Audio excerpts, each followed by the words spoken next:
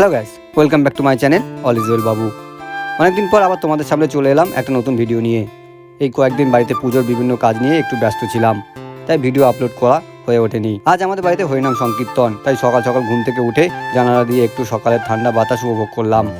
তারপর তাড়াতাড়ি ব্রাশ করে ফ্রেশ হয়ে নিলাম, একটু জল খেয়ে জামা প্যান্ট পরে ঠাকুরকে প্রণাম করে বেরিয়ে পড়লাম।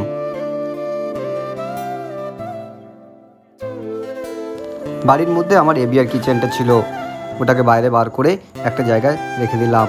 এখন যাচ্ছি হাওড়া ফুল মার্কেট। প্রতি বছর আমি এখান থেকে বাড়ির পুজোর জন্য ফুল কিনে নিয়ে আসি।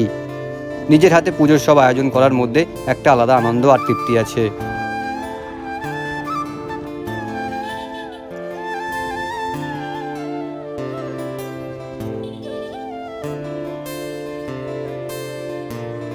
হাওড়া ফুল মার্কেটে পৌঁছে বিভিন্ন দোকান ঘুরে ঘুরে ফুল দেখতে লাগলাম। ঠিক তখনই একজন বয়স্ক মানুষ এসে বললেন, বাবা ফুল নেবে? ওনার কথা শুনে আর না বলতে পারলাম না। ওনার কাছ থেকেও কিছু ফুল কিনলাম, তারপর বাকি প্রয়োজনীয় সব ফুল কিনে বাড়ির উদ্দেশ্যে রওনা দিলাম।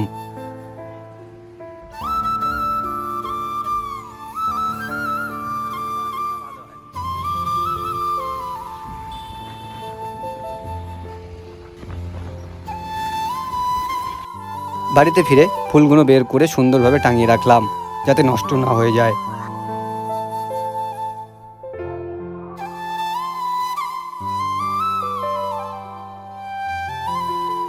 এরপর দোকানে একটু কাজ ছিল, সেটাও সেরে নিলাম।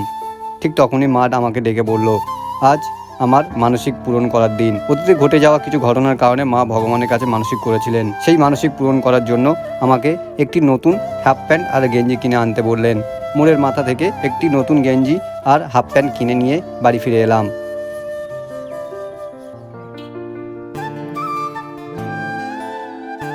এদিকে বাড়ির সবাই মিলে মন্দির সাজানোর কাজ শুরু করে দিয়েছে। আমিও ভাইয়ের সঙ্গে যোগ দিলাম। ফুল আর নানান সাদা সাজসজ্জার মাধ্যমে মন্দিরকে সুন্দর করে সাজিয়ে তুলতে লাগলাম। অন্যদিকে বাড়িতে পুজোর কাজও চলছিল।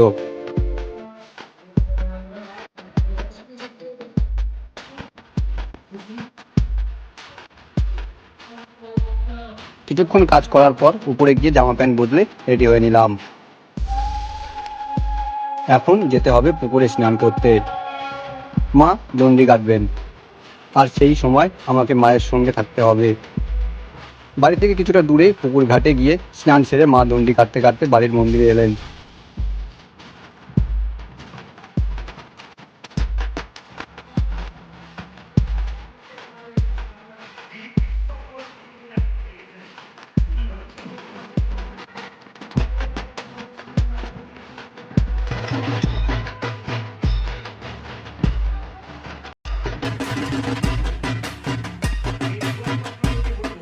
এরপর আরও যেসব নিয়মকানুন ছিল সেগুলো যথাযথভাবে পালন করা হলো। তারপর আমি ঘরে গিয়ে আবার জামা প্যান্ট বদলে ঠাকুরকে পুজো দিলাম। এরপর শুরু হলো আমার ঠাকুরদার বাৎসরিক কাজ ও জলদানের অনুষ্ঠান। একদিকে হরিনাম সংকীর্তন চলছিল, অন্যদিকে বাড়ির সবাই মিলে বাকি সাজসজ্জার কাজ শেষ করছিলাম।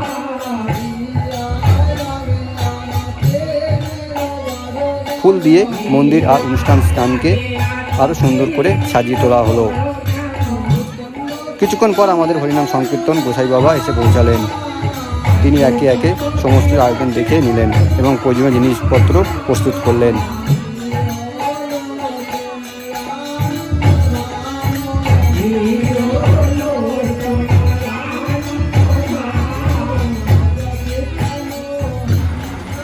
ধীরে ধীরে সন্ধ্যা নেমে এলো আর শুরু হলো অধিবাস অনুষ্ঠান।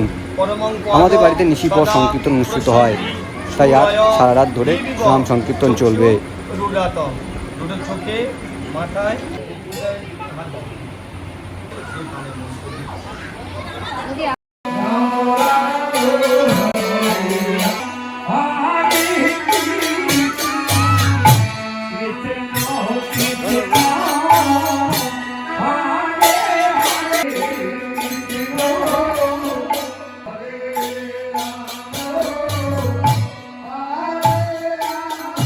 আমি তখন চলে গেলাম ভোগ বিতরণের জায়গায়। চেয়ার টেবিল সাজানোর কাজ করছিলাম। এদিকে রান্নাবান্নাও প্রায় শেষের পথে। সব রান্না সম্পূর্ণ হওয়ার পর খাবার পরিবেশন শুরু করার আগে সমস্ত ভোগ ভগবানের চরণে উৎসর্গ করা হলো। তারপর একদিকে হরিনাম সংকীর্তন আর অন্যদিকে ভক্তদের খাওয়া দাওয়া। পুরো পরিবেশটা হয়ে উঠেছিল ভক্তি, আনন্দ আর শান্তিতে ভরা। পরিবারে আত্মীয় স্বজন প্রতিবেশী সবাই মিলে খুব সুন্দর একটা সময় কাটালাম।